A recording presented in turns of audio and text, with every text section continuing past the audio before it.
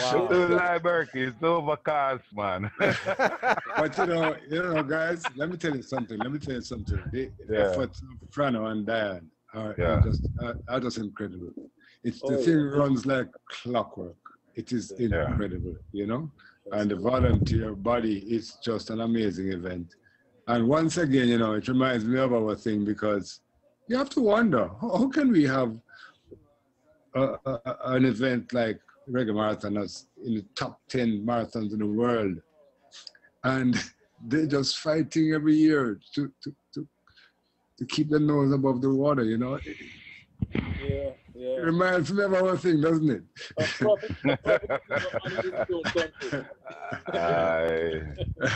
Yeah. Okay. But of course, I know the question is rhetorical, because we all know the answer to that,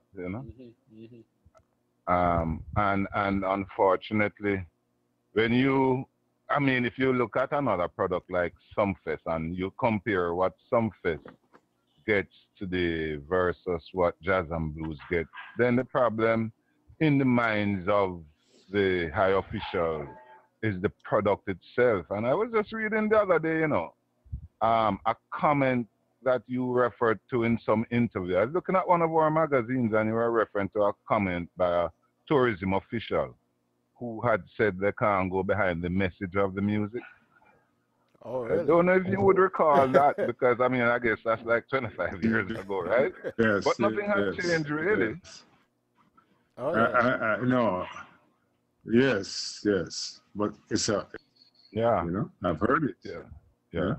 And it's still prevalent today. Unfortunately, the people who we choose to promote the Jamaica brand and what makes the Jamaica brand unique have not bought in themselves to the idea that reggae and Rasta and those things have helped to define that Jamaica brand.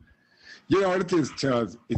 We continuously overlook the gift that this country has, the people. Look, I was thinking that let's take sandals. Sandals, if you take sandals out of the tourism equation, you're probably looking at disastrous figures. But when you look at the repeat business of sandals, and when you stay there, you understand what the people go back for. It's that Jamaican interaction. The way the staff interacts with the guests is something it's just unbelievable. And that's what they come back for. Not the food, not the beach. They come back for that camaraderie. And that's what the Jamaica offers. And we don't seem to know how to bottle it. Yeah, but Ronnie, we did a broadcast at Sandals Plantation a year and a half ago. And when we talked to the guests, we asked them constantly, because Ron Burke was speaking to the guests and Vinette Price. We asked them, why do you come back all the time to Sandals? And the reason is just what you said, for the courtesy, for everything that is there. It's amazing. It's amazing. It's amazing. The familiarity between the bartenders and the guys who serve, it's just unbelievable. It sucks you in. And I can well understand people coming back to Jamaica. And when I look at going to everybody else, the message of the music, what are we really saying? What are they really saying? What is Jamaica? Who is Jamaica? We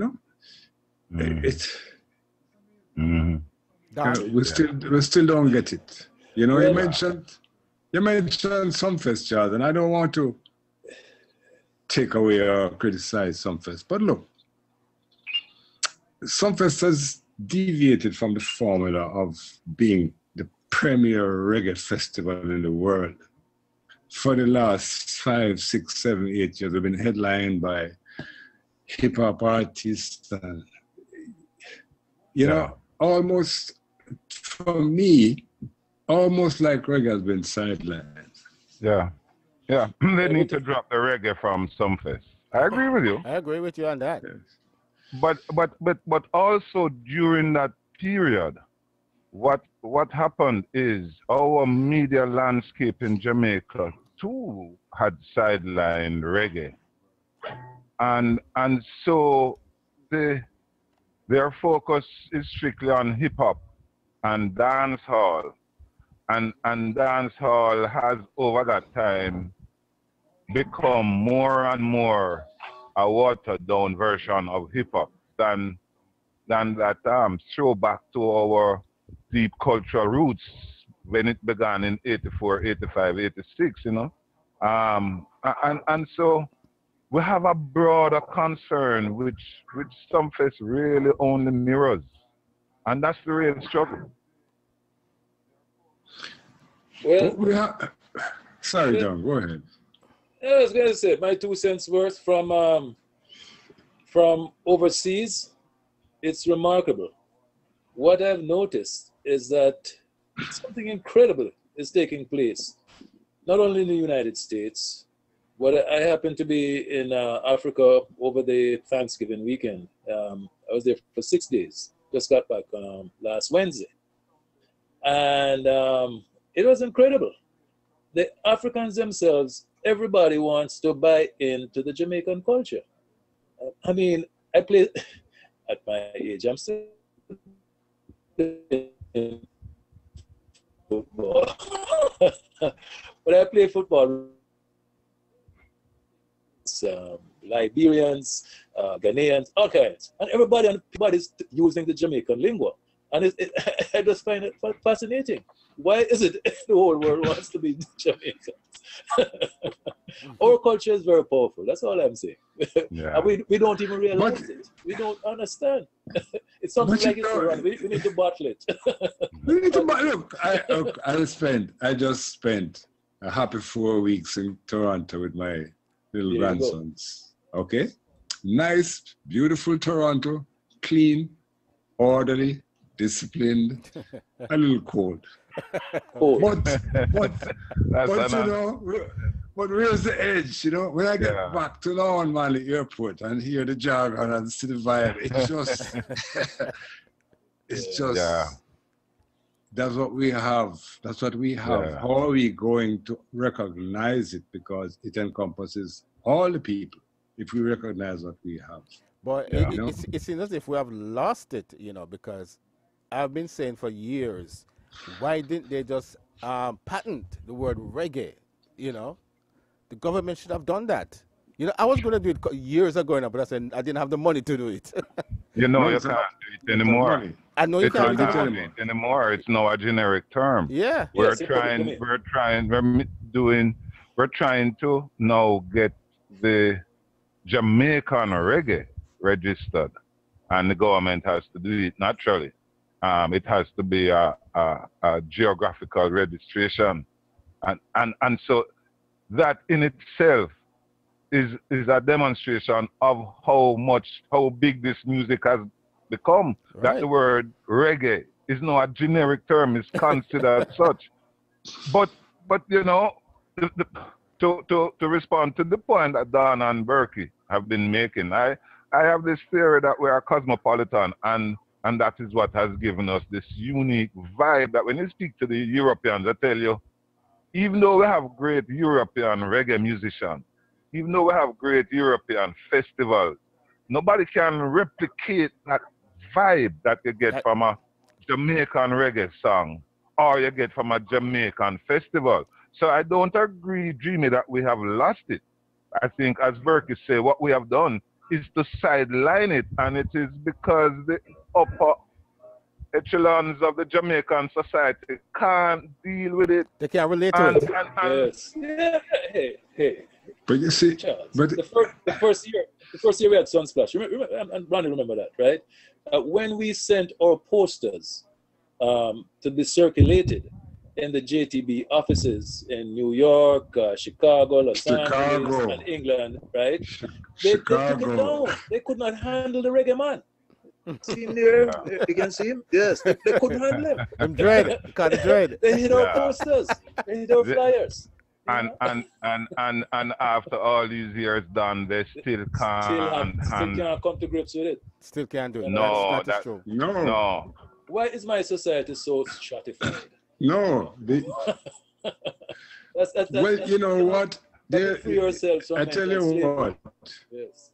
There's a squeeze taking place. On the one hand, as Charles mentioned, you have the upper echelon will not accept the culture. And then you have a rising mass of dancehall. Now, I don't want to condemn dancehall. I mean, you have some really skillful and wonderful dancehall acts and artists, but the balance is out of whack.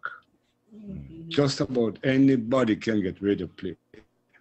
And the distortion of what reggae is and what our music is through some of these, not so much the artists who record the dancehall, but the guy on the mic would be recorded while he's spitting out all of the stuff, you know, and it's drowning the message. Good reggae music, songs with lyrics, songs with a future. That's what I see suffering out, you know. And when I think where we're coming from Bob Marley and Jimmy Cliff, Burning Spear. That's where we're coming from. We're too weird. Again, two things. I say our revolution has petered out into a defiance because we have these political constructs have become mature and they are now all pervasive. They have taken over large swaths of the Jamaican landscape. And these people are captured and they're forgotten. Absolutely. And so they're not socialized. That's the first thing. The second thing is that even our so-called conscious reggae acts, a Frenchman again said to me, why is it now that the most conscious reggae artists can only sing about Jah or love? Why Jamaica used to be in the forefront of all of the world movements, the Vietnam War, apartheid. Why aren't we addressing, why aren't our good reggae artists addressing those issues? Why have the issues been so narrowed that we can't connect with other peoples and other cultures? That I think to a great extent what we have lost. Charles, I disagree in that it's there, you know, Charles. It's there. Sure. There are good writers in Jamaica, but they're not getting the airplay. The musicians, the artists are not getting the airplay, which is, you know, what Ronnie is also saying. No, what Charles... But the thing is that Charles was saying that even our most prominent artists who do get radio play are singing about Jah and love.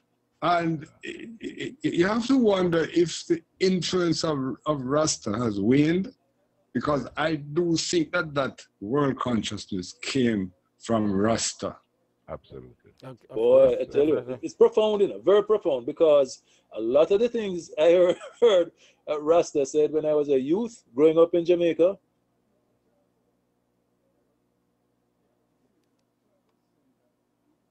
It seemed to have frozen. It's got a low bandwidth.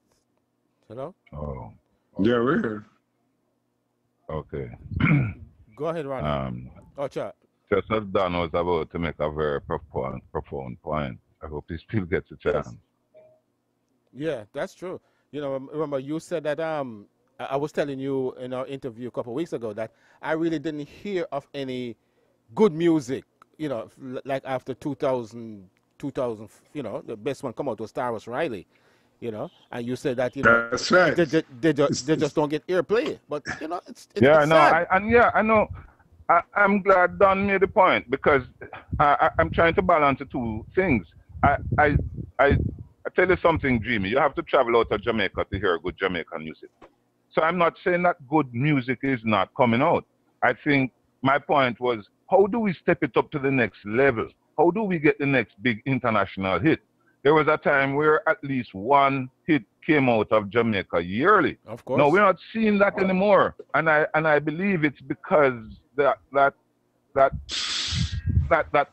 subject, that choice of subject matter for songs have so narrowed that we are just like any other genre. You know, we're not in defending the weak, the dispossessed. we're not in the forefront of world global issues anymore. Yeah, true. That's true. That's a shot. You're absolutely right.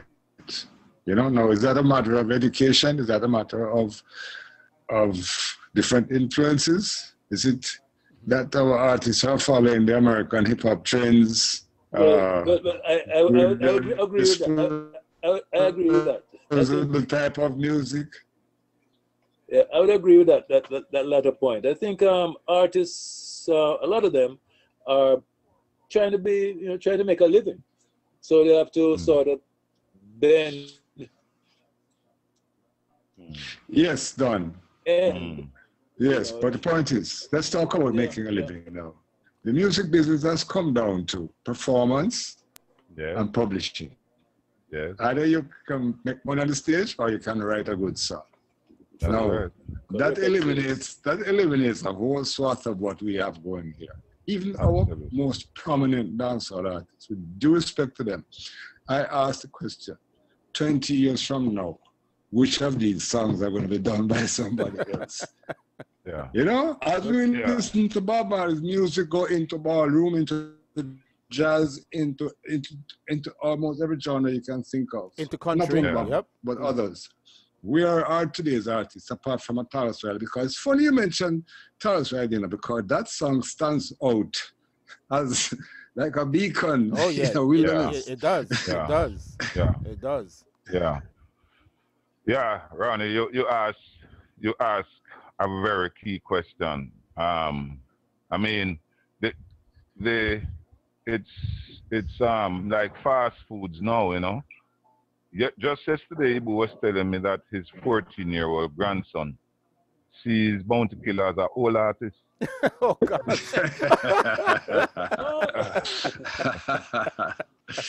We're on the fast track, man. Fast track. Yeah, and once the song is 2 weeks old, it's disposed of because, as Ronnie says, the whole structure of the business has turned on its head. Yep. So no longer do you do performances to promote your album or your song.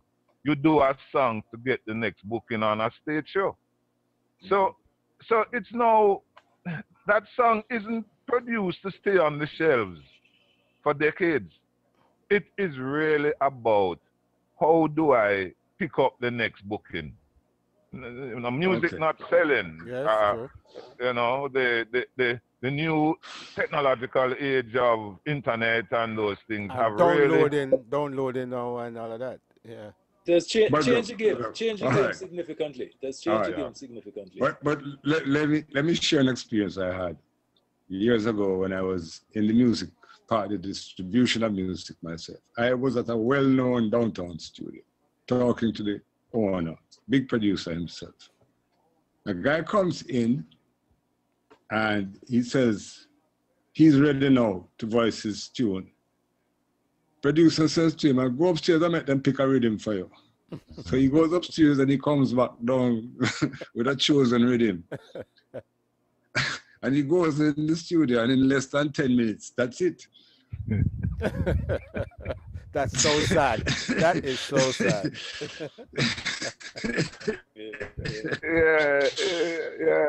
The rhythm-driven phenomenon.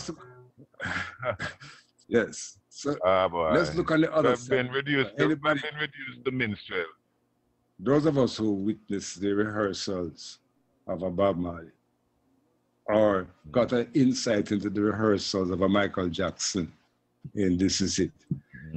Compare where can we go, you know? But let's talk about Sunsplash. Yes, talk about Sunsplash. but before we go, I must defend. Let's talk about there's a new crop out there, Berkey, and I think you know it too. There's a new crop out there. Oh, you know, that's doing well, and Ibu has done a tremendous job at Edna Manley College.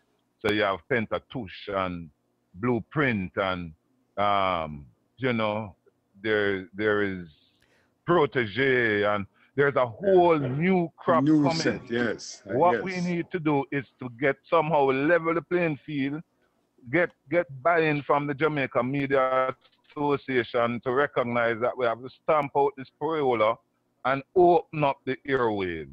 And I will tell you Absolutely. one last thing. One last thing. It's not just that reggae is not being played. Too many other world musics are not being played on radio in Jamaica. That, to a large True. extent, helps to inspire our local musicians. And, boy, how do I do this? What's the formula for a Yes. hit? What is Yeah. grabbing the attention on the world? Our media landscape is just much, much too narrow now and too You, influenced by Paolo. you will That, remember that excellent. we struggled with our world beat night.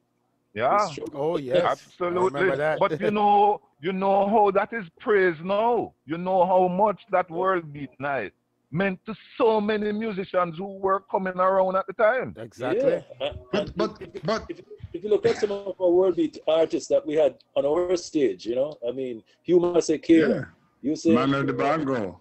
Gil Scott Manny Heron. Bango, Yeah. there you go, even Olatunji Yeah, in the early days, yeah. Yeah. yeah, Yeah. yeah. I mean, But you know, they're talking back about Sunsplash and those nights that we deliberately, not deliberately, but consciously went into we knew nights that we knew were not we were going to going pay us. Yeah, And I talk about the night of, let's call them the veterans now, yeah, because righteously and spiritually, they have a place. I mean, we're all, what we have built is on their shoulders. Exactly. true, true. And they missed the gravy boat. So to start the festival with a night of the best of those surviving artists is something that really, throughout Sunsplash, I was particularly happy about. You know what I mean? Yeah. Give and it's them a not second lease on life. yes, and show the youngsters we don't have harmony anymore, no, Charlie. We don't have groups No. that harmonize And you don't anymore, Melody. you know. and you don't have bands that No play melody. horns or anything like that. You Ronnie, know, In- no drums. members of No. It's worse than. No, it's just one instrument. No, it's just a drum. It's just a beat. Just a We beat. don't have A melody. drum Talking machine. about harmony. It's a drum Just a machine. drum. Oh God, please. Ronnie, I'm sure it brings back memories Not of even a Joe drum, Higgs. Charlie. It's a drum machine. Okay. Yes. No, you laugh. But you know, it is. You You know what? It is, laugh. But Joe but you know, it Higgs. is. But yeah, you're right, Berkey. But guess what? Again, I go back to Europe. There is a renaissance now of live music in Europe and instrumentation. And Really? they are going for all the strange, weird instruments. No, we have such a great stock of musicians locally that we should be grabbing up that and going with the trend. But somehow we seem to be disconnected from the world. We are not, again I blame the media. Jamaica is not being exposed to what is happening in the world scene. We're No. not even exposed to what our artists are doing when they're on the road overseas. And that is how some of them get conscious. Look at what happened to Buju Banton because he was on the Sunsplash tour of Europe. Change his whole approach. Cape it on the same thing. So there is a real disconnect. We have become so isolated. This great cosmopolitan country has somehow cut itself off from the rest of the world. How can we thrive? Anyway, Sunsplash. Well, it leads back to education. Yeah. It leads back. Sunsplash. Sunsplash. Oh boy. Sunsplash. You know, This is, I was talking to Burl Francis. Dreamy myself had a little preview of this.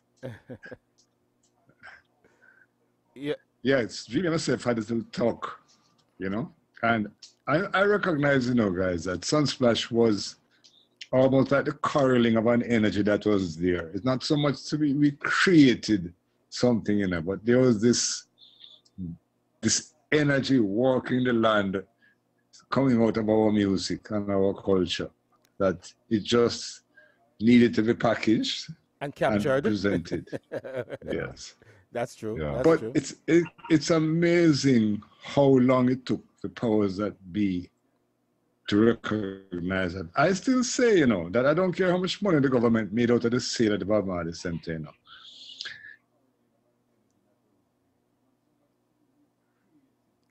Whoa.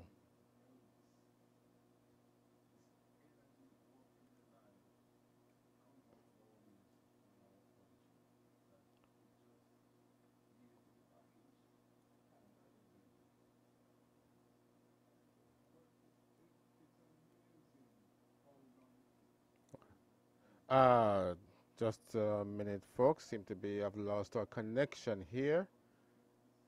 Uh, just hold on for a few. We're trying to reconnect with everybody.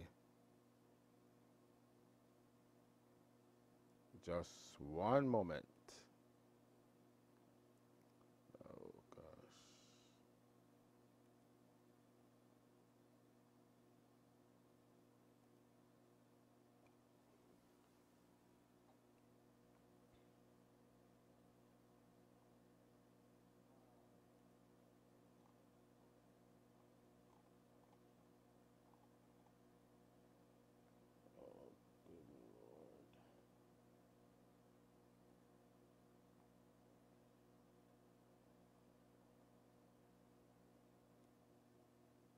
Of people, our families went beyond our immediate families to our extended Sunsplash families, the Yeah. artists, the musicians, the dreads from all over who just flocked to Sunsplash and adopted it, and we adopted them as part of the movement. And the vibe that they created is something that, boy, it's incredible. It's incredible. It Yeah, became it's a very movement. special. Sunsplash became a Very movement, special. an international movement, and it has not really stopped enough. You guys think it has stopped? It has not really stopped. It's still out there. Yeah, the And vibe is Yeah. still out there, because I remember Don and Charles yes. and Ronnie. I was in New York, and somebody came to me and said, "Boy, you hear about Reggae Sunsplash?" I said, "No." They said, "Boy, it's a nice thing, man. You have to go. You have to go." So in 1980, me just tell the bank, said, "Look, I want vacation this time." That was it, Went to Reggae Sunsplash. You never ask who is on the show. You just all I want to know is when is Reggae Sunsplash. At festivals today, you have to ask who is on the show and what night. People only go for one night. At Reggae Sunsplash, you never ever in all the years ask who is on Reggae Sunsplash. Yeah, yeah. Practically everybody was. I mean, a hundred, people plan their 100, vacation. you know. Yeah, people plan. Everybody was, right? Everybody I was. tell people sometimes, I Oh. tell people sometimes that the daylight part of Sunsplash was not by design. Hey, Ronnie, I remember Sunsplash over like in the early morning, one night about 4 o'clock, and people were mad. People were actually mad. Said Sunsplash over too Yes. soon. Yes. We In the did try latter that years. once. Yes, Yeah. we did try that, and that Yeah. the genie was out of the bottle by that time. That But tell me about it. I recall a year when Chalice had this neon sign made for their performance, and so their contract and everything said that they had to perform before daylight. Okay. So no problem, we gave them all the assurances. And about 4 o'clock, going into 5, when I look at the schedule, I realize that it's not going to happen. And I distinctly remember sitting down backstage, and the guy comes up to me and says, "You see Ronnie Burke?" And I realize that this guy doesn't know me. And I know that this Chalice looking for me. So I just quietly went through the back gate.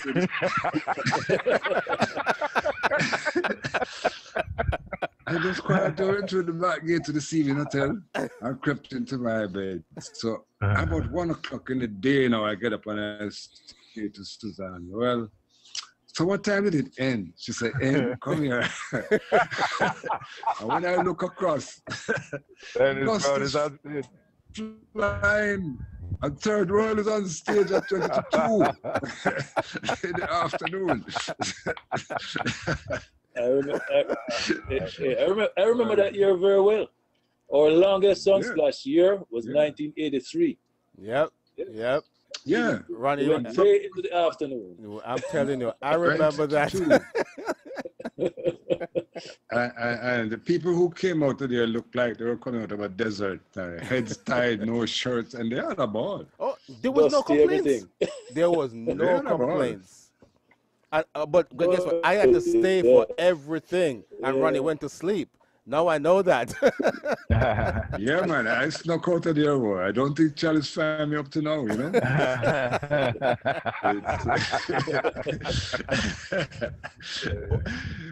Remember those times people come to Jamaica and really they had nowhere to stay. Oh, All they had yes. was a Oh, cardboard Dreamy. and a reggae bed. Please. We call it reggae bed. Dreamy, I tell you. Don't even remind me. Because the park, remember those days? You're talking about upwards of 25,000 people. And people weren't throwing garbage in the drums. So after the show was done, you had to get the park clean in time to open the gate the next day. And sometimes when you think you're cleaning up garbage, your rake is going on somebody who is covered up under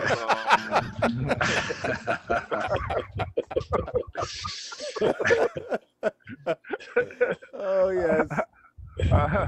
we eventually developed a campsite at the Bob Marley Center, which really worked for a couple of years. But some people just loved it there, right there in the park. Yes. Oh, yes. man. Yeah, man. They carried their little Well, beds. I tell you, what we discovered in the early days at Jarrett Park was that the tourists were scared of leaving in the dark. Yeah. And so they would hang out and wait until daylight and then they go into their buses. And so, in a way, the festival reached out to them and then it developed a breakfast trade. And then the tradition was in, you know? Oh, yes. Those concessionaires who did that breakfast run really cleaned up. Oh, you know? yes. Oh, they yes. cleaned up. People like Pearly and Spy and the guy that had the big supermarket. What was his name again? You remember who we used to take stuff? Westmore. Westmore. Where's more? But Charles, there was there was this Pelican Grill started out as a little hut. Yes. Yeah, Pelican Grill. Everybody started. Godfrey's place. Godfrey's place. Yes. That restaurant. Yeah, not Pelican. Yeah, we used to go on the front porch. Front porch, yeah, man. Ackee and saltfish. Yes. So Sunsplash has really grown Montego Bay a whole lot, and you guys never got credit for that. Well, hey. Well, credit in Jamaica is a very... Right. I tell you something interesting, Jimmy. Two things. First of all, Sunsplash had to change the dates every year. And the main reason for that was... What the heck?